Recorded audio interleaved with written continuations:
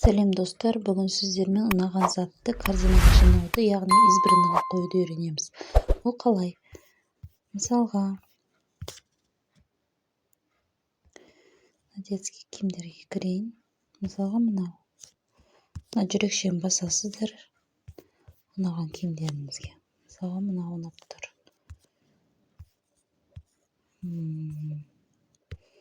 Мысалға, мынау киім.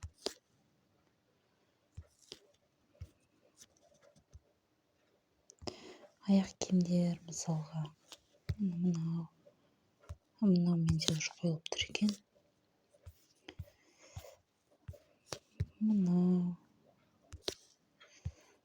Осы заттарымыз енді қай жақта тұр? Мына жеке кабинетке өтеміз.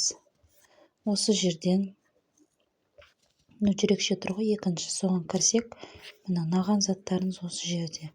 Осы жерден белгілеп, заказ бере берсеңіздер болады.